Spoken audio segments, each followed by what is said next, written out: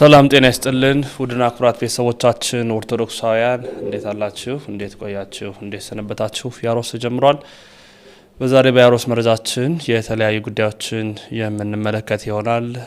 ሁልጊዜ እንደምለው መረጃው ለመላው ዓለም እንዲዳረስ ላይክና ሼር በማድረግ እንድትጀምሩ በትህትና ጠይቃችኋለሁ። የተወዳችሁ ቤተሰቦች ሁላችሁም ላይክ አድርጉልን። በጣም አሳዛኝ የሆነ መረጃ ነው ወደ አርሲ የምናሰማችሁ። ዛሬም አስደንጋጭ የሆኑ ቪዲዮዎች ደርሰውናል። በጣም ልብ የሚሰብሩ መረጃዎች በእጃችን ገብተዋል። ብናነባ አንብተን የማንጨርሰው፣ ብናለቅስ፣ ብናስብ፣ ብንጨነቅ ከህመማችን ልንፈወስ የማንችለው የአርሲ ህመም አለብን። ትናንትና ማህበረ ቅዱሳን በገጹ አንድ መረጃ አጋርቶ ነበረ። ይሄው መረጃ በጣም ልባችን የሰበረ መረጃ ነው። የ4 ዓመቱ ህፃን ልጅ እግሩ እንዲቆረጥ ተወስኗል። እንደምናውቀው እናቴን እያለ እየተጣራ እንዳለ ደግሞ ስንሰማ በጣም ነው ያመመን። እናቱ እንግዲህ እንደደረሰን መረጃ ከሆነ ሌሊት ላይ በጥቅምት እንግዲህ ዛሬ ከመድረሱ ወይ ደግሞ እግሩ ከመቆረጡ ከ2 ሳምንታት ምናምን በፊት አገር አማን ነው ብለው በሰላም ተኝተው እያለ ሌሊት 6 ሰዓት ላይ መጥተው ቤቱን ከበው እሱ ከእናቱ ጋር አብሮ ተኝቶ ነበር። ከዚያ በኋላ 6 ሰዓት ላይ መጥተው ከበቧቸው፣ ይዟቸው ወደ ደጅ አወጧቸው። ወደ 10-14 የሚጠጉትን ደረደሩና የተኩስ ሩምታ ለቀቁባቸው። በዚህ መካከል እንግዲህ ህፃኑ ልጅ ከእናቱ ጀርባ ነበረ። እናት እሷ ላይ ባረፈው ከፍተኛ የሆነ የተኩስ ቀላዎች ብዙ እሷ ላይ ስላረፉ እሷ እንደምንም ያማጠች እዛው ታርፋለች። በሲቃ ድምጸት ውስጥ ሆና እነዚህ ለህፃን ልጅ እንኳን ማይራሩት ህፃኑ ልጅ ላይም እንደዛ ተኩስ ይከፍታሉ። እግሩ ላይ በደንብ ከፍተኛ የሆነ ጉዳት ይደርሳል። ከዛ ሌሎችን ይዟቸው ሄዱ። እንደደረሰን መረጃ ከሆነ እናት ወዲያው ሞተች። እንግዲህ ልጅም ሞቷል ተብሎ ነበረ። እነሱም ከሄዱ በኋላ ማለዳ ላይ ሌሎች የ8 ዓመት ህፃን ልጅ እዛ አካባቢ ድረሱልን ጩኸት አሰምታ በቀጥታ ወደ ሆስፒታል እንዲሄድ ተደረገ። ከዚያ በኋላ ከፍተኛ ህመም ላይ ስለነበረ ወደ ወላይታ ክርስቲያን ሆስፒታል እንዲመጣ ተደረገ። ሆስፒታል እንግዲህ በክርስቲያን ሆስፒታል ላይ እግሩ እንዲቆረጥ ተወስኖ እግሩ ተቆረጠ። አባት ይሙት ይኑር አይታወቅም። እህትየው አሁን ሌላ ሰው ጋር እንዳለች ታውቋል። እናት ግን ሞታለች። ልጅ እናት እንደሞተች አያውቅም።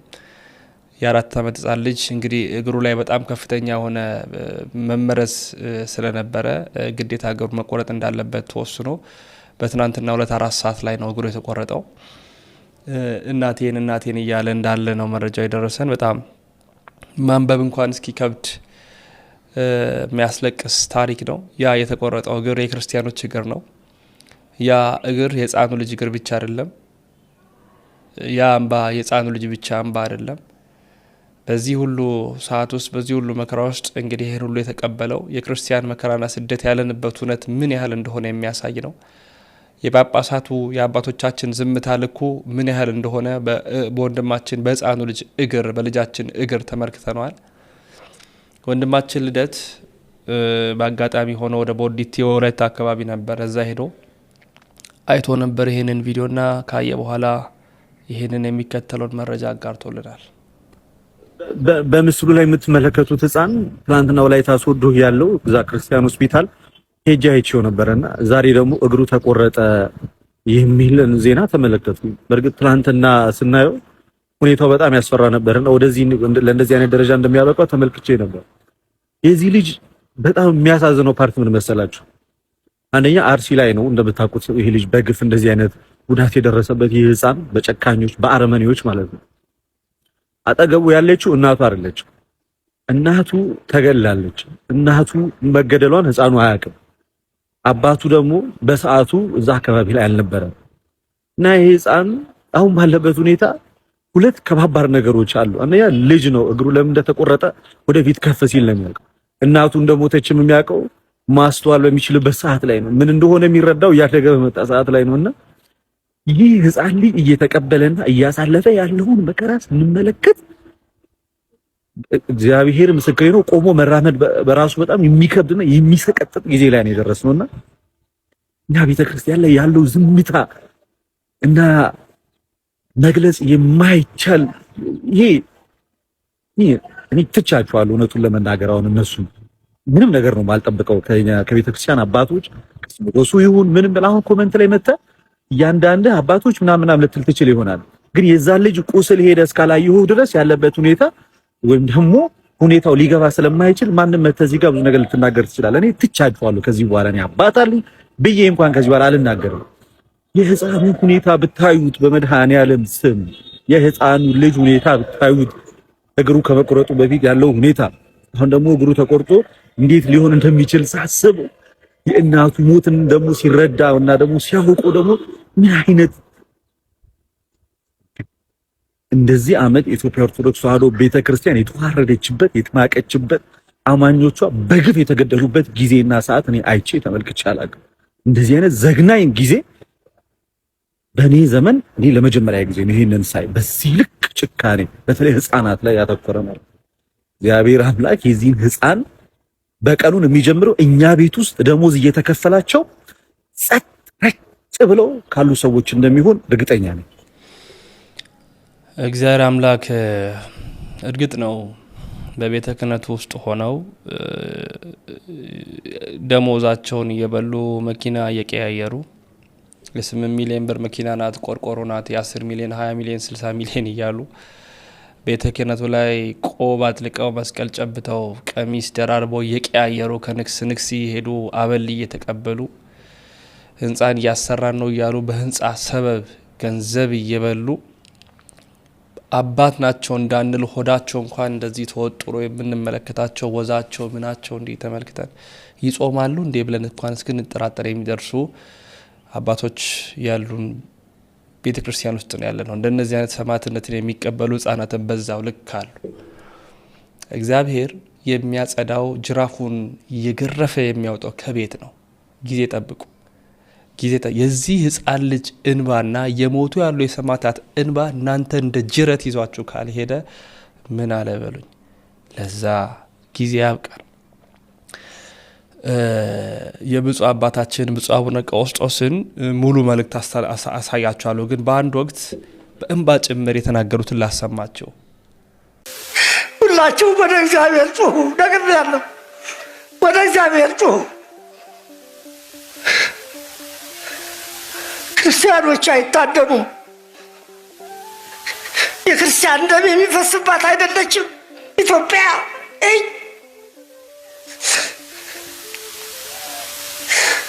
ስላሴ ገኛውያን ናቸው። የስላሴ ልጆች ናቸው ሁላችሁ።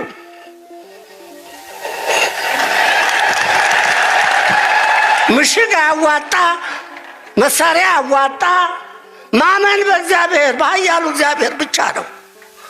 ስሉስ ቅዱስን መጠጋት ነው። ክርስቲያኖች በእግዚአብሔር እንደ ልማዳችን የምንመካው በእግዚአብሔር ነው።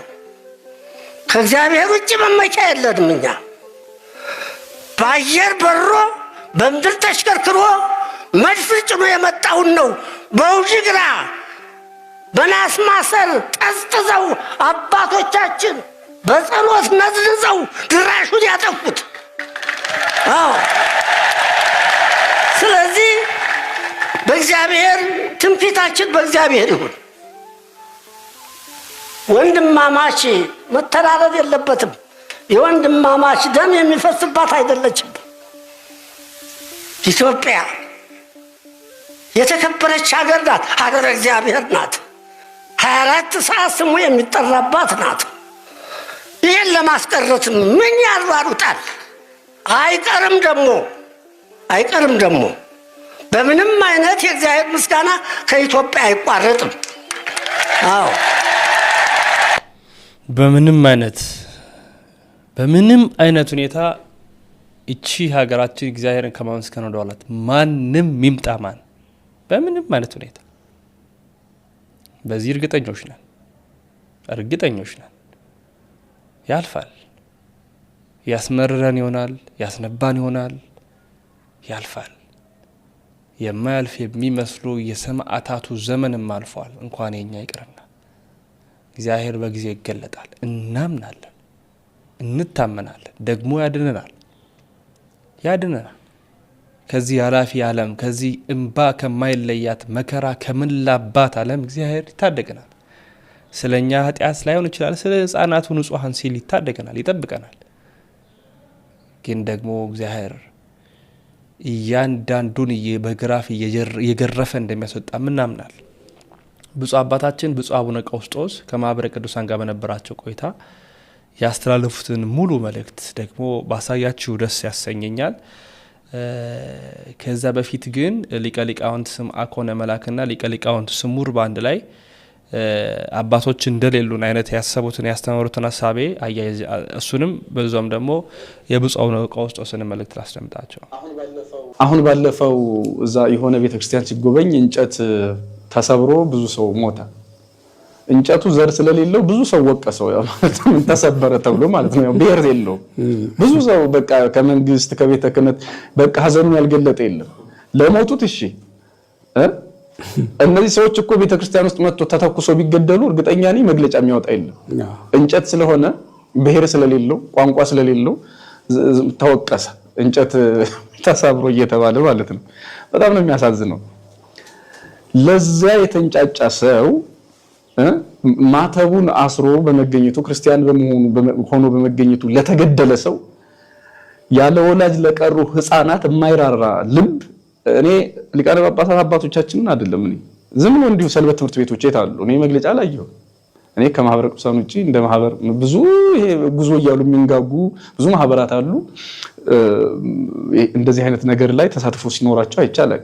አንዱ ይሄ ነው የሰንበት ትምህርት ቤት ምናልባት እኔ ሳላውቅ መግለጫ ወጥቶ ሊሆን ከቻለ በጣም ይቅርታ ላለው ማህበራት መንፈሳዊ የጽዋ ማህበራት ምኖች እነዚህ አቅም ያላቸው የሚታዩ እነዚህ በሙሉ ቢያንስ ይሄንን ድርጊት ማውገዝ አለባቸው። ማውገዝ ምን ይሰራል? ስራ መስራት ነው እንጂ ምናምን የሚሉት አይደለም።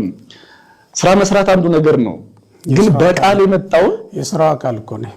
መናገር በራሱ የስራው አካል ነው። በቃል የተነገረውን ነገር ሰው በጆሮ ጭምር እኮ ስሜት ዋሳለው አይዞህ የሚባለው ወገን አለኝ የሚሉ እነዚህ መከራ የደረሰባቸው ሰዎች ተቆርቋሪ አለን ሰው አለን የሚለውን መልእክት ሊሰሙ ይገባል። ስለዚህ ጠቅላይ ቤተ ክህነት ውስጥ ያሉ ወይም ደግሞ በሲኖዶስ ውስጥ ማዕቀፍ ውስጥ ያሉ አባቶቻችንን ብቻ ሳይሆን እኛ ራሳችን አብያተ ክርስቲያናት ሀገረ ስብከቶች በየራሳቸው ማለት ነው ምናልባት ጥቂት በተለይ ውጭ ያሉት ያው ነፃነትም ስላለ መሰለኝ እነሱ የሞከሩ አሉ ወደፊትም እንደሚቀጥሉ ሲናገሩ ሰምቻለሁ። ተፍታት ያዘዙ ምን ያሉ አሉ እነሱ እና አሁን እነዚህ ያለ ወላጅ የቀሩ ህፃናት አያሳዝኑ? እነዚህ ክርስቲያን መሆን መሞት፣ ክርስቲያን መሆን መገደል፣ ክርስቲያን መሆን መከራ መቀበል፣ ያለ ወላጅ መቅረት፣ ቁስለኛ መሆን መስሎ የሚታያቸው ክርስቲያን ማለት በምድር ላይ ሲኦልን እንደመለማመድ መስሎ የሚታያቸው ልጆች እኮ ሊያሳስቡን ይገባል። እኛ የምንናገረው የሚያስበን የሚያየን አለ ብለው እነሱም አድገው ወይም አሁን ባሉበት ሁኔታ መስማት የሚችሉት እንዲሰሙን ነው። ስለዚህ ለነሱ ጭምር ነው ታሳቢነት ሆኖ የምንናገረው እንጂ ገዳዩ ሰምቶ ንስሐ ይገባል ብለን አይደለም። እሱ የእግዚአብሔር ስራ ነው፣ እኛ የምናውቀው ነገር የለም። ግን ቢያንስ በህይወት ለተረፉ ሰዎች አለንላችሁ እግዚአብሔር ያጽናችሁ ማለት ይሄ የተለመደ ነገር ነው። ሰው እኮ ለቅሶ ቤት የሚሄደው የሞተው ለማስነሳት አይደለም፣ ቀሪውን እግዚአብሔር ያጽናህ ለማለት ነው። ስለዚህ በዚያ መንገድ እኛ ጉዳት ለደረሰባቸው ሰዎች ጸጥ ብሎ ስራ መስራት እንዳለ ሆኖ የሚጠየቀውን አካል መጠየቅ አቻላቻ ጥየቃ የሚባላል አይደለም። ለምሳሌ መንግስትን ማን ነው የሚጠይቀው? እኔ አይደለም። እኔ እንደ አንድ ዝም የፌስቡክ ላይ ጽፍ ዩቲዩብ ላይ ባወራ ጉዳይ አይደለም ለመንግስት። ነገር ግን ተቋማዊ የበላይነት ያላቸው ተደማጭነት ስልጣኑ ህጉም ይፈቅድላቸው ሰዎች ግን መጠየቅም ይችላሉ። ስለዚህ አባቶች ከልጆቻቸው ጋር ተነጋግረው የክፍለ ሀገሩ ሊቀ ጳጳስም የሀገረ ስብከቱ ሊቀ ጳጳስ ከዚያ ከተፈጠረው ሁኔታ ጋራ ችግር ሊፈጥሩ ይችላሉ። መቼም አርሲ ላይ ወይም ደግሞ የሆነ ቦታ ሄዶ የሚገድል ሰው ከሩቅ ሄዶ ሊገድል አይችልም። እዛው ያደገ ነው፣ እዛው የሚያውቃቸው ሰው ነው። ከወላጆቻቸው ጋራ ከቤተሰቦቻቸው ጋራ ተወያይቶ ክርስቲያኖችና ክርስትና ቤተክርስቲያን ቅድም እንደተባለው ማለት ነው ከነሱ ጥላቻ ጋራ ምንም ግንኙነት እንደሌለው ከተቻለ ማስረዳት፣ ካልሆነ ደግሞ መንግስት እነዚያን ሰዎች እንዲጠብቅ ጥያቄ መጠየቅ ኃላፊነት ያለበት የጠቅላይ ቤተ ክህነቱ ነው አይደለ? በተቋም ደረጃ የኛ እንዳለ ሆኖ የኛ ይዟችሁ ባይነት ካስፈለገ ሄዶ ማስተማር እንዳለ ሆኖ ይሄ ነውና ምናልባት በዚህ በኩል እኔ ይችን ብቻ ብዬ ለመጨረስ ሐሳቡ መራራ ሊሆን ይችላል፣ ግን እውነቱ ይሄ ነው። እንደው እውነት ለመናገር ብፁዕ አቡነ ቀውስጦስ የሰሜን ሸዋ ሰላሌ ሀገረ ስብከት ሊቀ ጳጳስ በአርሲ በክርስቲያኖች ላይ በደረሰው ጉዳት እጅግ ማዘናቸውን ገልጸዋል። ይቺ ሀገር እግዚአብሔር ኢትዮጵያ እየተዛባች ነው ያለችበት፣ መከራ እየከበደ ነው። ምንድን ነው መጨረሻችን? እኛስ እያየን መኖራችን ነው ወይ? ምዕመናን እየታረዱ ናቸው። ምዕመናን መከራ እየደረሰባቸው ነው። አብያተ ክርስቲያናት እየተቃጠሉ ነው። አሁን ያ ሁሉ የለም። ችግር ተፈጥሯል። በያለበት መለያየት ሆኗል። በጎጥ ጦር መሳበቅ ሆኗል። አልፎ ተርፎ ክርስቲያኖቹን ማሳደድ መጥቷል። አሁን በአርሲ ላይ ሰሞኑን ባለፈው ሰሞን ያየን የሰማ ነው። ሕፃናት ሳይቀሩ በሰይፍ እየተቀሉ ደማቸው እየፈሰሰ ነው። ክርስቲያኖች እየተገደሉ ነው። ለምን እንዲህ ይደረጋል? እንዴት ያልበደለ ሰው በኢትዮጵያ ውስጥ ይገደላል? ምን አረጉ እነዚህ ሰዎች? ሰርተው በበሉ በሀገራቸው። ስለዚህ በጣም በጣም በጣም የከረረ ሐዘን ነው የደረሰብን። ብፁዕነታቸው አያይዘውም በሰሜን ሸዋ ሰላሌ ሀገረ ስብከትም ከጸጥታ ችግር የተነሳ አብያተ ክርስቲያናት መዘጋታቸውን ተናግረው በአርሲም ሆነ በሌሎች ቦታዎች የሚታዩ ችግሮች እንዲፈቱ የሚመለከታቸው አካላት ትኩረት ሊያደርጉ እንደሚገባም አሳስበዋል። እንግዲህ በዚህም አሁን ሰላሌ የመሰለ ሀገር፣ ሰላሌ ትልቅ ሀገር ነው። ምን ተረፈ? አሁን በየመንገዱ ስንት ደም የፈሰሰው፣ ስንት ቤተክርስቲያን ነው የተቃጠለው? 122 አብያተ ክርስቲያናት ተዘግተዋል። ስለዚህ በጣም መከራው ጸንቷል። የህዝብ ህይወት ከተጠበቀ ሁሉም ዘብ ይቆማል ለሀገሩ። ወደ እግዚአብሔር መጮህ አለብን። ይሰማል እግዚአብሔር። በመጨረሻም ብፁዕነታቸው በአርሲ ሀገረ ስብከት ጉዳት ለደረሰባቸው ወገኖቻችን በሆስፒታልም ሆነ በቤታቸው ለሚገኙ ምዕመናን ተባብረን እርዳታ ልናደርግላቸው ይገባል ሲሉ መልእክታቸውን አስተላልፈዋል። አጥብቃችሁ ጸልዩ፣ በያላችሁበት እግዚኦ በሉ። ከዚህ የበለጠ ነገር የለም። ግን በእያንዳንዳችን ሲደርስ ብቻ ነው እንዴ የምንጮኸው? እነዚህ ሰዎች ምን አደረጉ እንዴ? በጎች ናቸው። ምን አረጉ? ምንም ያውቁት ነገር አለ? እኛ ያሳዝኖናል። እስከ መቼ ነው ዝም የምንለው? እስከ መቼ ነው ይሄንን በፍርሃት የምንውጠው? እና በጣም አሳዝኗል። እጅግ እጅግ እጅግ ሁሉም በየቤቱ እያለቀሰ ነው። መኖር አይደለም ኑሯችን። እግዚአብሔር ይቅር ይበለን። ሁላችሁም ምእመናን በያላችሁበት እዘኑ፣ አልቅሱ። መቼም እነዚያ እናት አባታቸው አልቀዋል። ረዳት ያስፈልጋቸዋል። የሚበላ የሚጠጣ የሚለበስ መጠጊያ፣ እንግዲህ መጠጊያ ሁሉ ይቸግራቸዋል እና መንግስትም ትኩረት ሰጥቶ ምዕመናኑም የተረፉት ሌሎቹ አሁን በህይወት ያሉት ከዚህ ከጠቅላይ ቤተ ክህነት ጀምሮ ትኩረት ሰጥቶ እርዳታውን በእርዳታ እንዲጠይቃቸው እንዲረዳቸው እኔ በበኩሌ ባለኝ ሐሳብ ባለኝ ጭንቀት አሳስባለሁ። እነዚህ ናቸው አባቶቻችን የትናንትናዎቹ ለቤተ ክርስቲያን የኖሩ ለምእመናን ራሳቸውን ቤዛ አድርገው የሰጡ። ቅዱስ ዮሐንስ አፈወርቅ ንግስቲቱ የድሃ መሬት ቀምታ ስታስቀድስ የድሃ መሬት ሳትመልሽ ማስቀደስ አትችይም ማለት አልመልስም ማለት። ካልመለሽ ታዲያ አንቺ የምድር ርስት ቀምተሽ የሰማይ ርስት ታገኛለሽ ማለት አትችይም። እግዚአብሔር የፍትህ አምላክ ነው፣ እንዳትቆርብ ያውግዝሻለሁ አለ። አሰድድሃለሁ አለችው። አሰድጅኝ፣ የፈለግሽውን አድርጊ። ስታሰድደው ምን እንዳደረገ ታውቃላችሁ? እሱ ምን አለ? ኧረ እባካችሁ ዮሐንስን ተው በሉት አሰድደዋለሁ ስትል፣ ይልቁንስ ስታሰድደኝ በሌሊት እንድታሰድደኝ ነው ንገሯት።